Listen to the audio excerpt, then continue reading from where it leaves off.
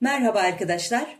Bugün dut pestili yapıyorum. Evde az miktarda dutla dut pestili nasıl yapılır? Bunu göstermeye çalışacağım.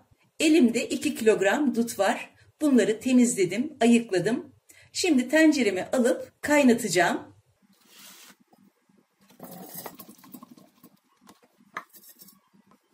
Dutların suyunu çabuk salması için her 1 kilogram dut için 1 su bardağı su ekliyorum.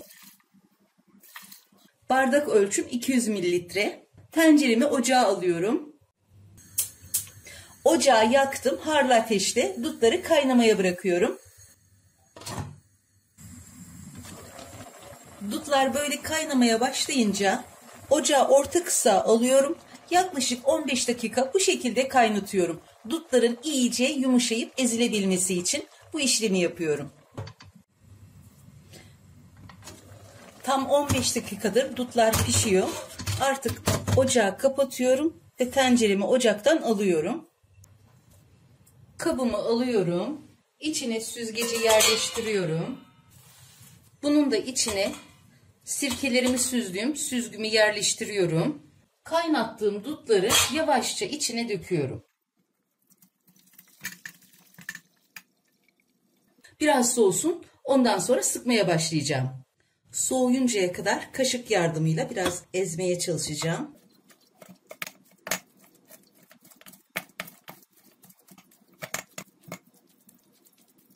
Kaşıkla bastırmamdaki amaç dutların içindeki suyun tamamını çıkarmaya çalışmak.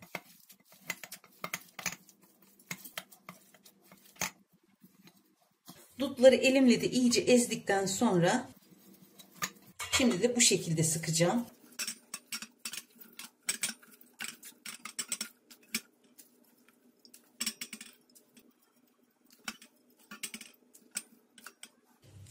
İyice sıktım. Şimdi bunu kaldırıyorum. Duttan çıkan bu suyu şöyle bir ölçme kabıyla ölçerek tencereme alıyorum.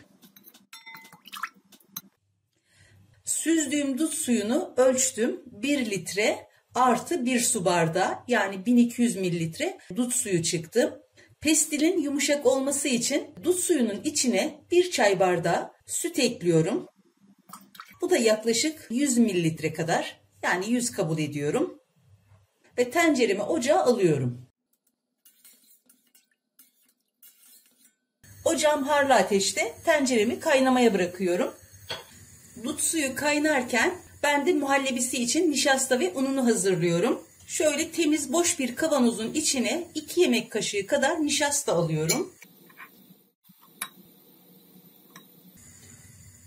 1 yemek kaşığı da un ekliyorum. En son üzerine şöyle 1 su bardağı kadar su ekliyorum.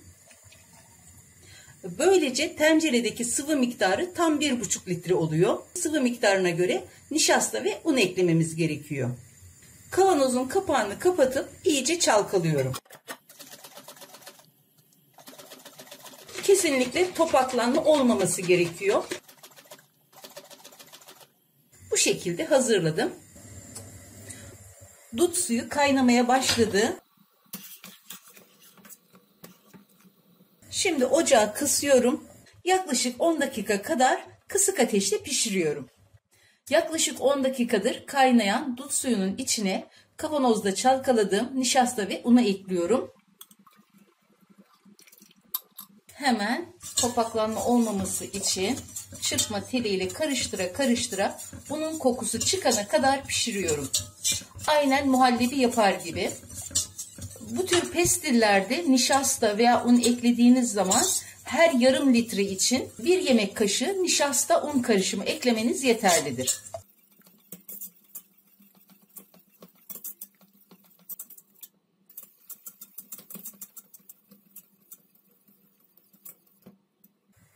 Görüyorsunuz patlamalar başladı. Böyle patlamalar başlayınca en az 5 dakika daha ocakta sürekli karıştırarak pişirmek gerekiyor.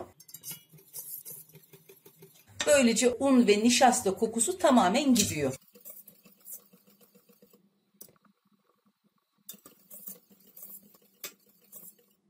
Yaklaşık 5 dakikadır bu şekilde kaynatıyorum. Artık ocağımı kapatıp Hazırladığım bu muhallebiyi yağlı kağıdın üzerine seriyorum. Tezgahımın üzerine yağlı kağıt serdim. Bu şekilde. Şimdi kepçe ve spatula yardımıyla kağıdın her yerine yayacağım.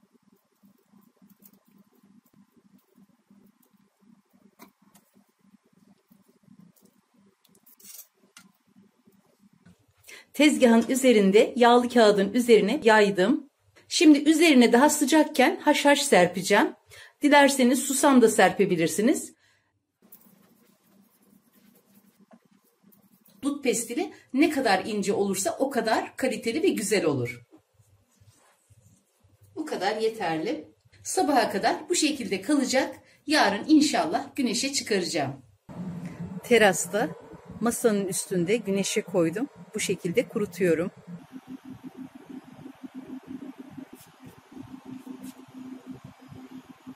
Dut pestili tamamen kurudu. Yaklaşık 1,5 gün sürdü. Şöyle birazını kaldırdım. Eğer dut pestili veya diğer pestiller yağlı kağıdın üzerinde böyle çektiğinizde gelmiyorsa bilin ki tam kurumamıştır. Mutlaka iyice kurumasını sağlayın. Pestil iyice kuruduğunda rahatlıkla kağıttan sökülüyor. Bakın şu şekilde gayet güzel sökülüyor.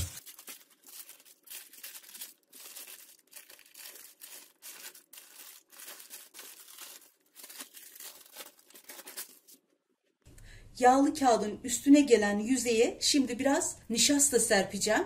Çünkü nişasta pestilin birbirine yapışmasını önlüyor.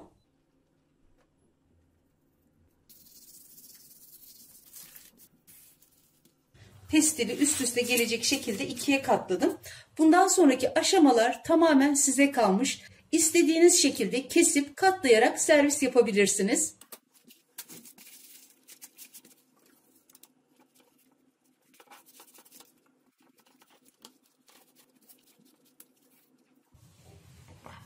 Pestilim artık tüketime hazır. Bir tabak pestil çıktı. Elinizdeki dutları az veya çok demeden 1 kilogram, 2 kilogram hiç fark etmez. Hemen bu şekilde pestil yaparak değerlendirebilirsiniz. Ev ortamında, apartman ortamında rahatlıkla yapabilirsiniz.